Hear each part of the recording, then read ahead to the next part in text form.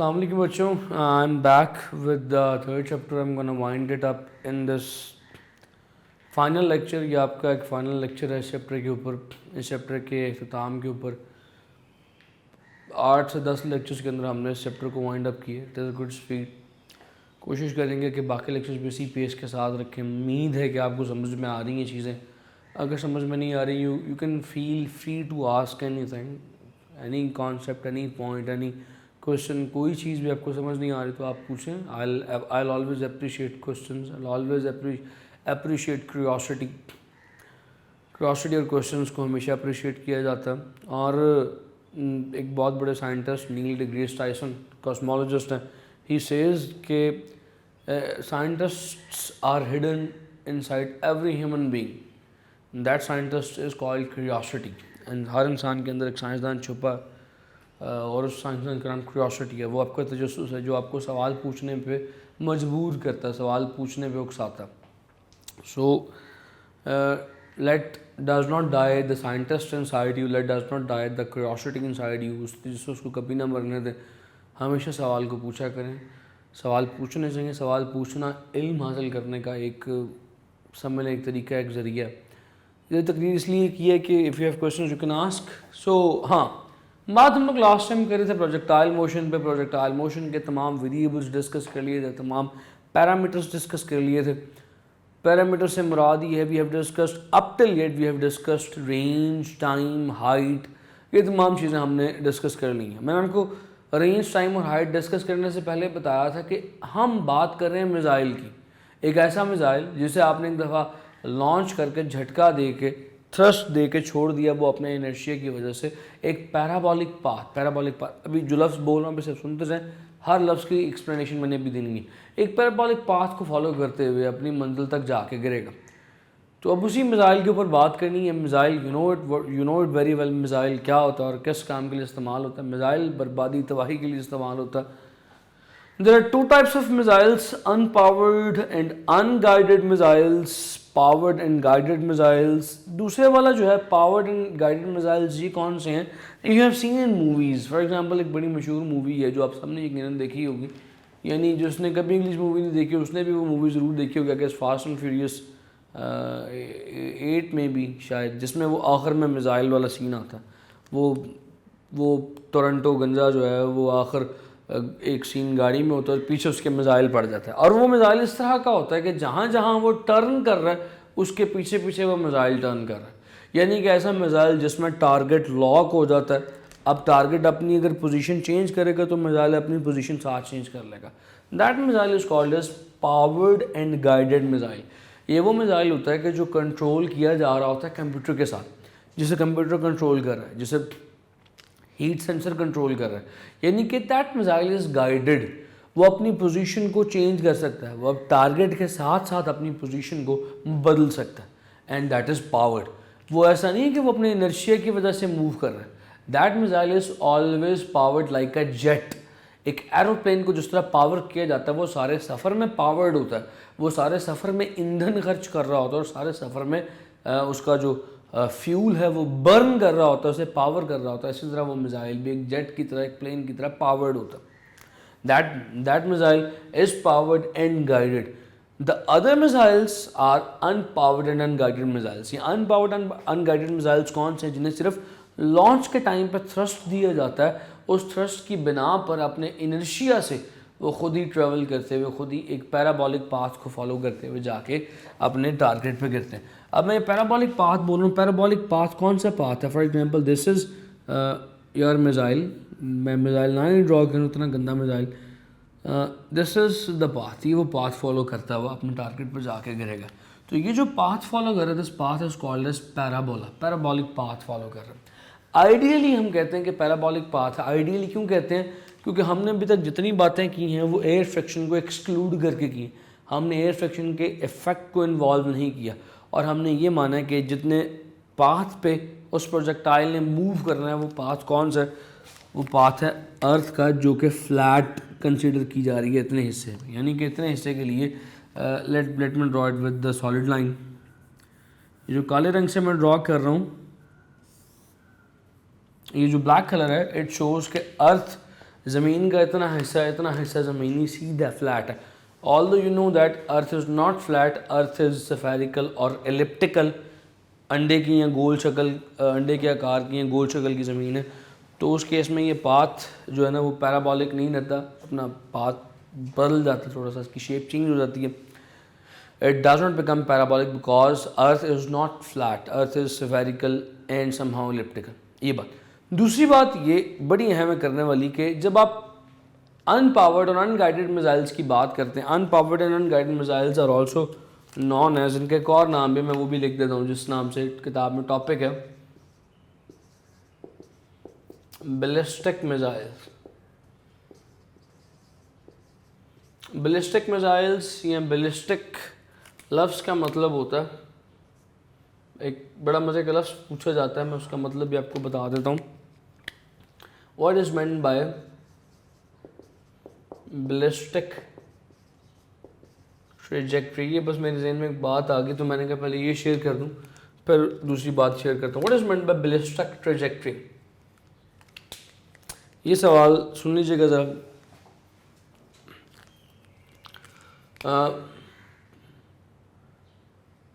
A projectile path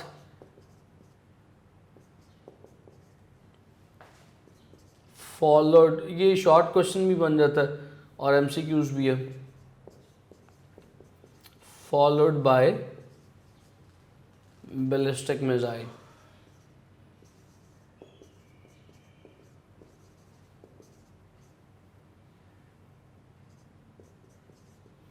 ballistic missile जिस path को, जिस ट्रेजेक्ट्री मतलब रास्ता फॉलो करता हुआ जाता है, that path is called as ballistic trajectory. अच्छा, मैं बताने ये लगा था कि हमने अभी तक बातें जितनी की हैं वो सारी आइडियल की हैं, यानी हमने एयर फ्रिक्शन को इन्वॉल्व नहीं किया और हमने ये मान लिया है कि अर्थ इतने हिस्से के लिए फ्लैट है, इतने हिस्से के लिए सीधी है। अगर एरोडायनामिक फोर्सेस, फ्रिक्शनल फोर्सेस आ जाएं तो फिर क्या होगा? अब ये बड़ा मशहूर सवाल है कि what is the effect of air friction on ballistic trajectory? Effect of air friction on ballistic trajectory. Ballistic trajectory पे एयर फ्रिक्शन का इफेक्ट क्या होगा? सोचिए कि अभी हम जो बात कर रहे हैं, हम ये कह रहे हैं कि सिंपल आपने एक मिसाइल को लॉन्च किया बगैर किसी इंटरफेरेंस के, बगैर किसी रुकावट के, वो मिसाइल अपना सफ़र तय करते हुए मंजिल पर जाके गिरेगा। लेकिन साथ ही अब आप ये कह रहे हैं कि आपने उस मिसाइल को लॉन्च किया ऐसी फ़िज़ा में जहाँ पे हवा उस पर कॉन्स्टेंटली एक फ़ोर्स लगा रही, that is that beautiful missile जो कि अपने सफ़र की तरफ रवां दवा है। Missiles are never beautiful. अब उस पर हर इंस्टेंट पे, हर पॉइंट पे ऑपोजिट डायरेक्शन में फ्रिक्शन की एक फोर्स है, हवा की एक फोर्स है। Now this friction, how this friction will affect this missile, इस मिसाइल पे कैसे असरअंदाज होगी? अल्टीमेटली क्या होगा? पहली चीज, the first effect will B, इसकी रेंज वो नहीं रहेगी जो आपने कैलकुलेट की है, क्योंकि आपने जो कैलकुलेट रेंज की है वो किस केस में की है? उस केस में की है जब कोई फ्रिक्शन नहीं, विद नो फ्रिक्शन। बट जब फ्रिक्शन आ गई तो वो रेंज नहीं रहेगी, रेंज विल रिड्यूस्ड। तो पहला इशू क्या हो सकता है कि रेंज शॉर्टन हो सकती है। जो हाइट आपने सेट की है फ्रिक्शन की वजह से वो हाइट भी अचीव नहीं होगी, उस हाइट तक नहीं जा पाएगा। जो टाइम ऑफ फ्लाइट आपने सोचा हुआ है कि इतनी देर हवा में रहेगा, उससे कम देर हवा में रहेगा, क्योंकि उतना फासला तय नहीं कर पाएगा, उतनी बुलंदी तक जा नहीं पाएगा। इसी तरह वो अपने टारगेट को मिस कर देगा। हो सकता है हवा किसी दूसरे एंगल, किसी दूसरे डायरेक्शन की हो जो उस बैलिस्टिक मिसाइल को अपने असल टारगेट से हटा दे, अपने असल टारगेट से किसी और तरफ डायरेक्ट कर दे। So in real world, in actually जब आप बैलिस्टिक ट्रजेक्टरी डिज़ाइन कर रहे होते हैं, आप इन तमाम चीज़ों का खास ख्याल रखते हैं। हमारे डिफेंस सेक्टर में जितने भी बैठे साइंटिस्ट हैं, whenever the design a missile, वो इन तमाम चीज़ों का ख्याल रखते हैं। और whenever they launch a missile, जब मिसाइल को लॉन्च भी किया जाता है तो इन तमाम पैरामीटर्स का ख्याल किया जाता है कि कहाँ पे लॉन्च करना है, उस वक्त वहाँ पे एयर कितनी है और उस वहाँ पे एयर की डायरेक्शन क्या है, एयर का प्रेशर कितना है, इन तमाम चीज़ों को मद्देनज़र रख के फिर पैरामीटर सेट किए जाते हैं। अच्छा जी, ये बात भी होगी, ये इस शॉर्ट क्वेश्चन का ये एक आंसर भी हो गया। ये सारी आपकी बैलिस्टिक मिसाइल्स के ऊपर, प्रोजेक्टाइल मोशंस के ऊपर बात होगी। Now there is nothing left which is undiscussed, everything from this chapter is discussed up till here. तमाम चीज़ें हमने डिस्कस कर ली हैं, every single point, every single topic has been discussed. अब ये आपकी जिम्मेदारी है कि आपने इसे कैसे करना है। अब चलते हैं इसकी एक्सरसाइज की तरफ। Let me catch my book, निकाल लीजिए इसकी एक्सरसाइज। एक्सरसाइज का तरीका मैंने आपको बताया हुआ है, पिछला चैप्टर भी हमने किया। एक्सरसाइज की प्रैक्टिस आपके जहन में होनी चाहिए। What we will do, I will just read out the question and then I will discuss that answer. आपके पास नोट्स मौजूद हैं, अगर मौजूद नहीं है then by the notes, unique के notes I will always prefer them. Unique के नोट्स इसलिए प्रेफर कर रहा हूँ, इसलिए नहीं प्रेफर कर रहा कि यूनिक के प्लेटफॉर्म से पढ़ा रहा हूँ, इसलिए प्रेफर कर रहा हूँ कि उसमें हर चीज़ क्लासिफाइड है। क्लासिफाइड से मुराद क्या है कि अगर आपने एक्सरसाइज के शॉर्ट क्वेश्चंस निकालने हैं तो उसके लिए एक स्पेसिफिक सेपरेट सेक्शन है। MCQs आपको वो वाफर मकदार में हर चैप्टर के अलग मिल जाएंगे। फिर एडिशनल शॉर्ट क्वेश्चंस हर चैप्टर के अलग मिल जाएंगे सेपरेट। फिर उसके बाद लॉन्ग क्वेश्चंस वो सेपरेट हैं, अलग हैं। यानी कि हर चीज़ बाकी नोट्स की तरह मिक्स नहीं हुई हुई, जम्बल्ड अप नहीं हुई हुई। यानी जो चीज़ आप पढ़ना चाह रहे हैं वो चीज़ निकालें, उसका सेक्शन निकालें, सिर्फ वो चीज़ पढ़ें, आपके सामने कोई दूसरी तीसरी चीज़ नहीं आएगी। अगर आप एक्सरसाइज पढ़ना चाह रहे हैं तो सिर्फ एक्सरसाइज ही खुलेगी। अगर आप शॉर्ट क्वेश्चन एडिशनल पढ़ना चाह रहे हैं तो एडिशनल खुलेंगे। अगर आप लॉन्ग क्वेश्चन पढ़ना चाह रहे हैं तो सिर्फ लॉन्ग क्वेश्चन ही खुलेंगे। अगर आप MCQs पढ़ना चाह रहे हैं तो सिर्फ MCQs ही खुलेंगे। हर चीज़ मिक्सड अप नहीं। That's why I prefer unique notes. तो अपने ख़रीद लें। अच्छा जी, पहला सवाल ये है, what is the difference between uniform and variable velocity? From the explanation of variable velocity define acceleration, give SI units of velocity and acceleration.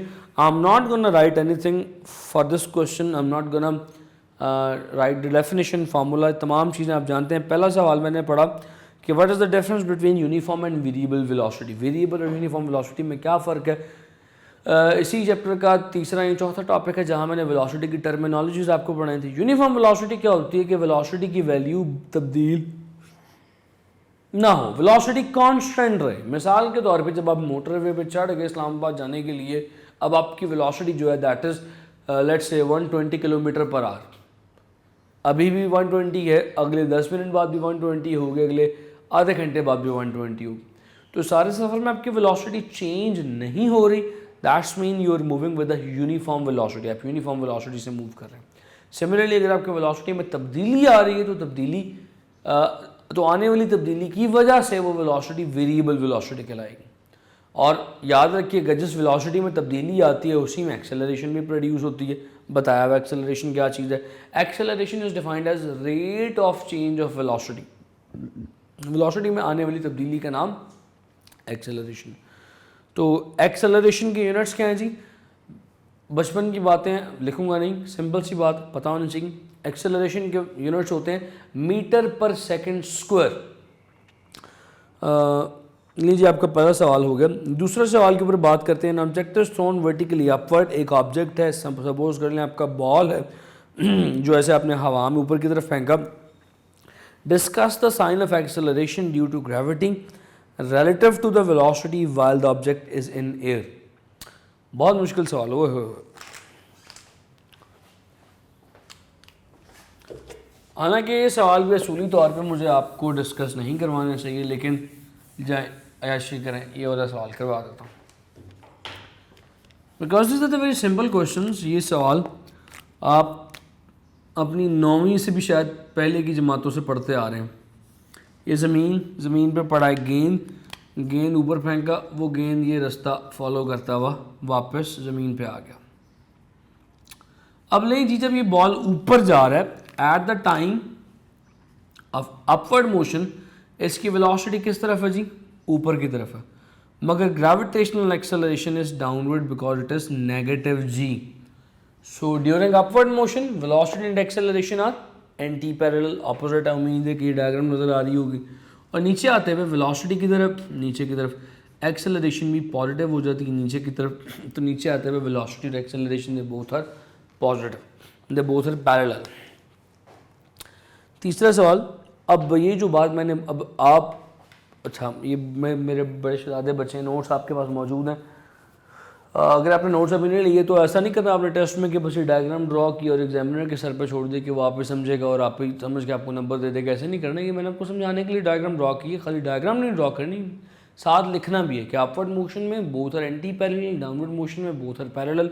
दोनों बातें हमने लिखनी है, लिखने के बाद डायग्राम ड्रॉ करनी है। अब ये मेरी बात करने का मतलब ये भी नहीं है कि आप डायग्राम को समझाने के लिए बनाई है, बस ठीक है डायग्राम ड्रॉ करनी। जहाँ पे डायग्राम आप ड्रॉ कर सकते हैं डायग्राम में घुसा दें, बस डायग्राम तुन दें कहीं पे, अगर तो नहीं जाती है। Diagrams are good, they put a good impression. अच्छा जी, उसके बाद तीसरा है, can the velocity of an object reverse direction when acceleration is constant, if so give an example. If the velocity of an object reverse its direction when acceleration is constant, इसी चलिए मैं सवाल पहले समझा दूँ। कहते हैं कि क्या ऐसा मुमकिन है कि वेलोसिटी अपनी डायरेक्शन को, अपनी सेमत को बदल ले, रिवर्स कर ले, उल्टा दे, लेकिन एक्सेलरेशन कांस्टेंट रहे? ऐसा पॉसिबल है?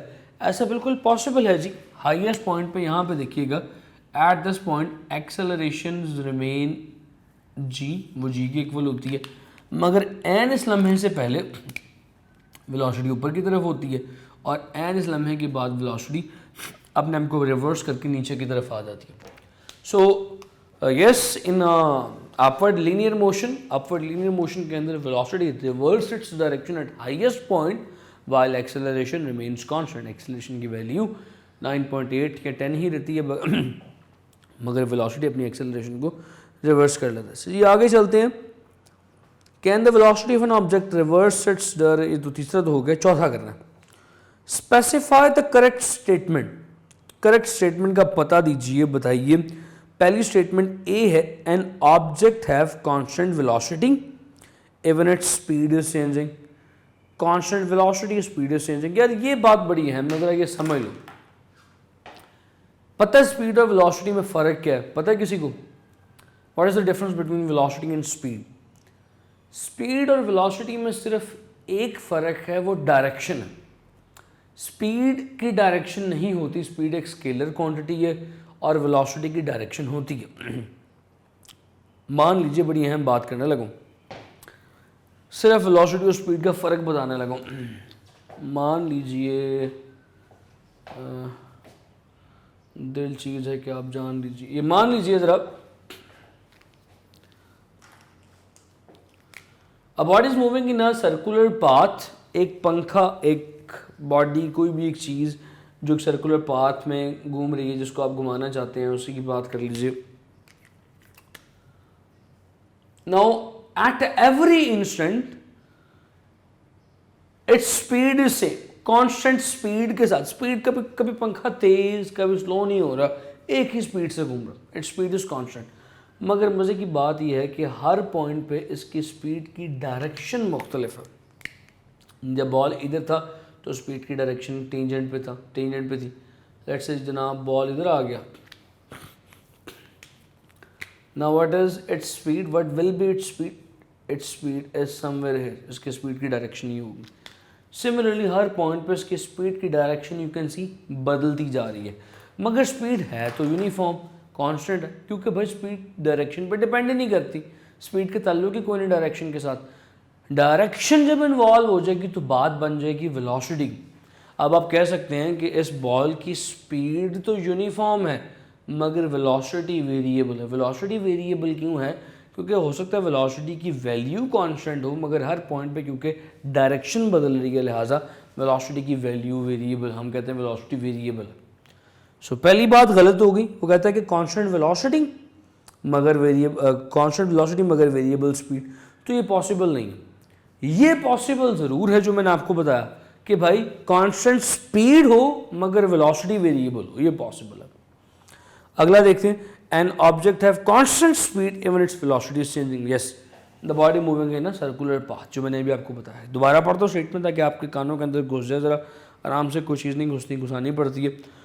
N object can have constant speed, body moving in a circular path have constant speed even it's velocity is changing, इसके वेलोसिटी क्योंकि डायरेक्शन पे डिपेंड है तो वेलोसिटी बदल रही है मगर स्पीड कांस्टेंट है। तो second point B point is the correct statement. बाकी भी दो पढ़ देते हैं। An object can have zero velocity even acceleration is not zero. कहता है कि एक ऑब्जेक्ट की वेलोसिटी जीरो हो सकती है अगर एक्सेलरेशन जीरो ना हो। क्या ख्याल है? सी पॉइंट दुरुस्त है। जरा सी पॉइंट सोचिए, क्या दिमाग लगाना है? हमारी कौम के कलमिया ये है कि हम हर सवाल का जवाब बगैर सोचे देते हैं। सोचें कि वेलोसिटी ज़ीरो है मगर एक्सेलरेशन ज़ीरो नहीं है। सोचें, दिमाग लगाएं। बारहा दफ़ा पढ़ा, 9th में, 10th में, फर्स्ट ईयर में भी पढ़े हैं, इवन डायग्राम में भी बना हुआ। Eight highest point velocity becomes zero. Highest point पे क्या होता है? वेलोसिटी ज़ीरो हो जाती है जबकि एक्सेलरेशन जी के इक्वल, ग्रेविटेशनल एक्सेलरेशन के इक्वल होती है।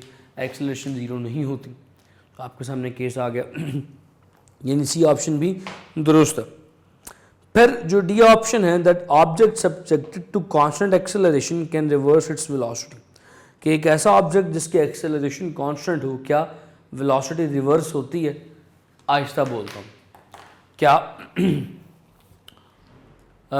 एक्सेलरेशन कांस्टेंट रहे और वेलोसिटी रिवर्स हो जाए, तब्दील हो जाए, ऑपोजिट हो जाए? पॉसिबल है, बिल्कुल पॉसिबल है। यही केस, ये डायग्राम आपके सामने बना दी है, यूनिवर्सल डायग्राम बन गई है। इसी सारे सवाल इसी पे हो जा रहे हैं। देखो, acceleration is constant ji, velocity पहले ऊपर थी, हाईएस्ट पॉइंट के बाद नीचे आ गई। So under the constant acceleration पे velocity is reversing its direction. कब होगा? When the body is thrown upward.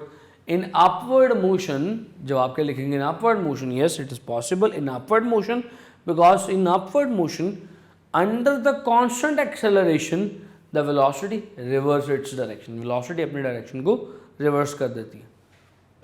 बातें समझ में आ रही है ना? थोड़ा सा स्पीड से डिस्कस कर रहा हूँ क्योंकि आपके पास नोट्स भी मौजूद हैं और आप इसको रिवाइंड करके भी देख सकते हैं। एक वीडियो में जितना ज़्यादा से ज़्यादा कंटेंट हम क्रिएट कर लें आप लोगों को देने के लिए उतना बेहतर है। फोर्थ क्वेश्चन की आखिरी स्टेटमेंट, डी स्टेटमेंट है जी, ये भी कर दी, हाँ जी, डी भी हो गई, डी मैंने आपको बता दी। जरा पाँचवा पॉइंट करते हैं। पाँचवा सवाल बड़ा मज़े का, इसको मैं एंड पे करवाऊंगा। It is the time consuming question, थोड़ा सा टाइम कंज्यूमिंग है, इसको मैं ज़रा एंड पे करवाता हूँ। बड़ा मज़े का सवाल है, इसको ज़रा मार कर लें। बड़ा मतलब स्टेटमेंट तो लेंथी है लेकिन इंपॉर्टेंट है। ज़रा छठे सवाल पे एक्सप्लेन, मुझे याद करवाइएगा कि मैंने आपको पाँचवा सवाल छुड़वा दिया, मैं एंड पे करवाऊँगा। छठा सवाल जल्दी जल्दी भी हो जाएगा। Explain the circumstances in which velocity v and acceleration of a car are, यानी गाड़ी की वेलोसिटी और एक्सेलरेशन कब पैरेलल होगी। बचपन में छोटे होते मैंने आपको बताया था वेलोसिटी कब पैरेलल होती है और कब एंटी पैरेलल होती है। बताया था कि वेलोसिटी एक वेक्टर क्वांटिटी है, when it will be parallel, when it will be anti parallel. ये चीज़ें मैंने आपको बता दी नहीं है, मैंने क्यों नहीं बताया, इसको भी बता देते हैं। सपोज कर लीजिए कि एक बॉल है, when ball is moving in a forward direction, अगर ये बॉल आगे की तरफ फॉरवर्ड डायरेक्शन में जाए with the positive increasing velocity, अगर इसकी वेलोसिटी बढ़ रही है, इंक्रीजिंग वेलोसिटी के साथ पॉजिटिव यानी आगे की तरफ जा रहा है, फॉरवर्ड डायरेक्शन में जा रहा है, वी विल से इसकी एक्सेलरेशन भी आगे की तरफ है। तो मान लीजिए कि ये बॉल नहीं, गाड़ी है। अगर गाड़ी की वेलोसिटी बढ़ रही है हर गुजरते हुए सेकंड के साथ, तो आप कहेंगे कि जी गाड़ी की एक्सेलरेशन और वेलोसिटी पैरेलल हैं, दोनों एक ही डायरेक्शन में, जैसे मैंने आपके सामने ड्रॉ किया। सो एट इंक्रीजिंग वेलोसिटी। दूसरा, एंटी पैरेलल कब होंगे? एंटी पैरेलल से मुराद ये है कि अचानक जब ब्रेक्स लगानी पड़ जाए, let's say you are now applying brakes, अब आप ब्रेक्स लगा रहे हैं, हाँ ब्रेक्स नहीं हुए, ब्रेक्स अप्लाई कर रहे हैं। So at the time of applying brakes, भाई वेलोसिटी तो आपकी आ गई है मगर एक्सेलरेशन नेगेटिव हो जाती है, उल्टी तरफ हो जाती है, एंटी पैरेलल हो जाएगी। Perpendicular to one another, perpendicular कब होंगी? अब आप 14 अगस्त पे अपनी गाड़ी को घुमा रहे हैं ऐसे करके, और आपकी वीडियो जनाब फेसबुक इंस्टाग्राम पे वायरल होगी, आप ये सोच रहे हैं, हालांकि लानते ही पड़ती हैं। ऐसी हरकतें करने वाले बंदे को। लेकिन फिर भी हम मान लेते हैं कि ये घुमा रहे हैं आप ऐसे करके। So at this instant the velocity is along the tangent, velocity tangent पे होती है, और एक्सेलरेशन, सेंट्रीपिटल एक्सेलरेशन हमेशा टूवर्ड्स सेंटर होती है। जब भी कोई बॉडी घूम रही हो टूवर्ड सेंटर एक्सेलरेशन होती है। तो इस केस में याद रखिएगा टेंजेंट रेडियस, ये रेडियस के अलोंग है ना एक्सेलरेशन, टेंजेंट रेडियस के हमेशा परपेंडिकुलर होता है। So you will say when the body is moving in a circular path its velocity is perpendicular to the acceleration. ये बात भी हो गई। v is 0 but a is not 0। v velocity 0 है मगर एक्सेलरेशन 0 नहीं। कब होगा? अभी बताया था, ऊपर हाईएस्ट पाथ पे, हाईएस्ट पॉइंट पे। ये ज़मीन है, ये बॉल हाईएस्ट पॉइंट पे, बॉल ये सफ़र तय कर रहा है।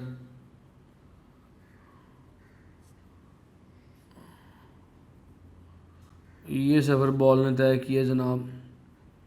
एट इट्स हाईएस्ट पाथ, ऐसे कर लो, at its highest path velocity is 0 but acceleration is equals to g। Acceleration जो है वो g की इक्वल है, ग्रेविटेशनल एक्सेलरेशन की इक्वल है। अच्छा जी, उसके बाद है a 0 but v is not 0। Acceleration 0 हो मगर वेलोसिटी 0 ना हो, तो ये कब होता है? जब बॉडी यूनिफॉर्म वेलोसिटी से मूव कर रही हो। अगर बॉडी की वेलोसिटी यूनिफॉर्म होगी, eight uniform velocity acceleration will become 0। सो ये केस भी ठीक हो गया हमारा, ये केस भी समझ में आ गया। सो उसके बाद let's talk about some other questions. आगे चलते हैं,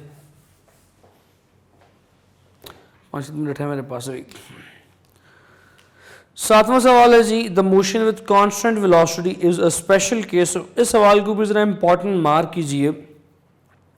motion with constant velocity is a special case of motion with the constant acceleration. Is that statement true? Discuss. सवाल समझिए पहले। कहता है कि मोशन विद कांस्टेंट वेलोसिटी, अगर वेलोसिटी कांस्टेंट हो तो ये एक ऐसा केस है कि जिसमें एक्सेलरेशन भी कांस्टेंट है। क्या ये बात दुरुस्त है? जरा सोचिए। जब वेलोसिटी कांस्टेंट हो तो एक्सेलरेशन क्या होगी? वेलोसिटी कांस्टेंट बोले तो वेलोसिटी चेंज नहीं हो रही, वेलोसिटी में चेंज 0 है। जब वेलोसिटी में चेंज 0 है मींस एक्सेलरेशन 0 है। जब तक वेलोसिटी कांस्टेंट रहेगी एक्सेलरेशन क्या रहेगी? 0। 0 बोले तो कांस्टेंट। सो याद रखिएगा, as long as velocity remains 0 acceleration remains as long as velocity remains constant acceleration remains 0 और 0 is a constant। yes true। तो ये केस, ये स्टेटमेंट बिल्कुल ट्रू है, बिल्कुल ठीक है। क्या है जी? बिल्कुल। the motion with a constant velocity is a special case with a constant acceleration because acceleration will be 0 and 0 is a constant। as long as acceleration is 0 acceleration is constant। फिर 8वां सवाल जो है इसका, find the change in momentum of an object subjected to the given force for a given time and state the laws of motion in terms of momentum. कहते कि जी momentum, और ये असल में इतनी लंबी स्टेटमेंट, आपको एक सवाल लिखवाया था कि what is the relationship between the momentum and second law of Newton. एक ये सवाल लिखवाया था। फिर एक और सवाल लिखवाया था, what is the relationship between the momentum and the force, momentum और फोर्स में क्या रिलेशन है। और तीसरी उसी सवाल की स्टेटमेंट ये है कि भाई मोमेंटम और फोर्स में क्या रिलेशन है, यानी कि मोमेंटम को फोर्स की टर्म्स के अंदर एक्सप्लेन करें तो A is equals to v F minus we I over t. छोटे होते पढ़ा आपने, बड़े हो गए फिर भी इस रिलेशन ने आपकी जान नहीं छोड़ी और ना आगे भी छोड़ेगा। V F minus we I over T.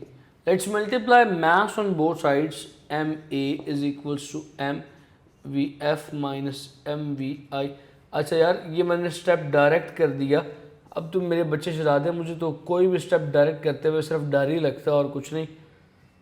उम्मीद है कि ये स्टेप समझ में आया होगा मैंने डायरेक्ट क्या किया। ये m को जब अंदर मल्टीप्लाई किया ना तो m दोनों v के साथ मल्टीप्लाई होगा। M a becomes force, m we f is final momentum p f minus p i over T.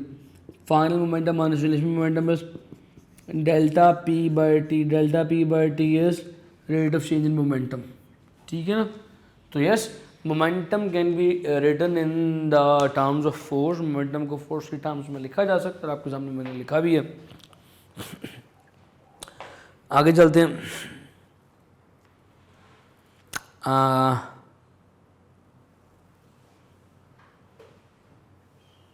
Question number 9 ज़रा देखिएगा.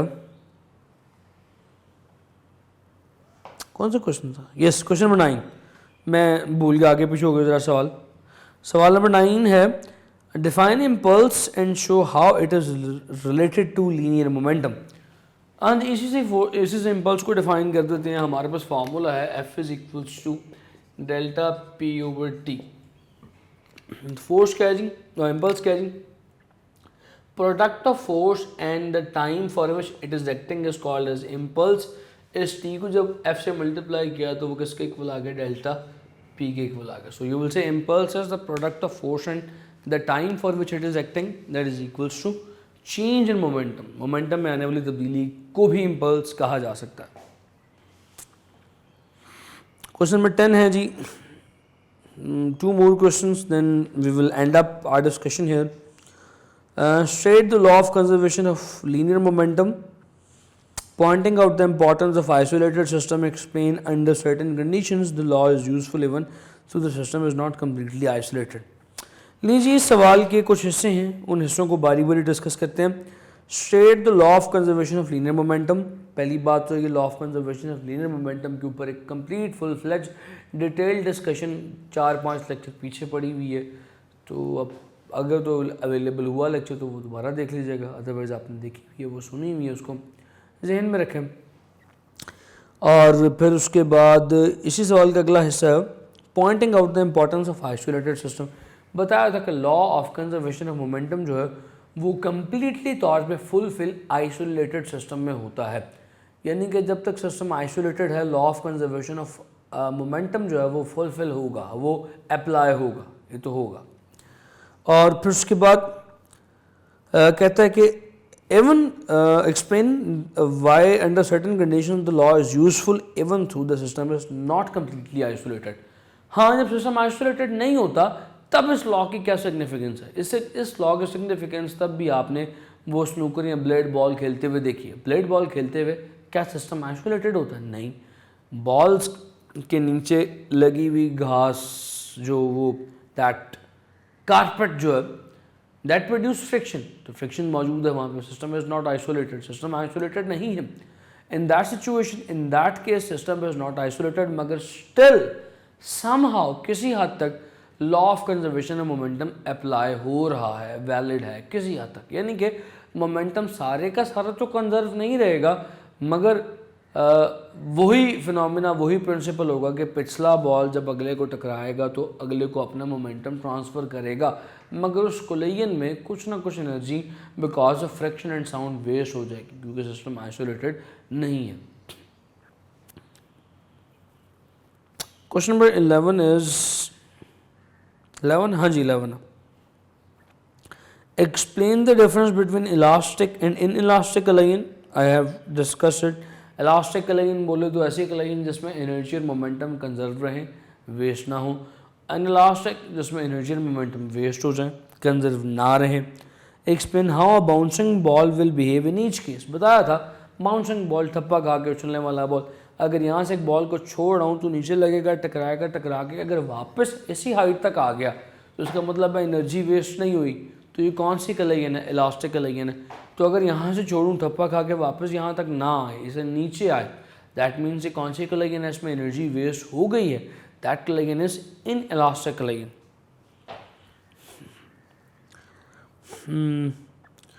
Explain how a bouncing ball would behave in each case हो गया.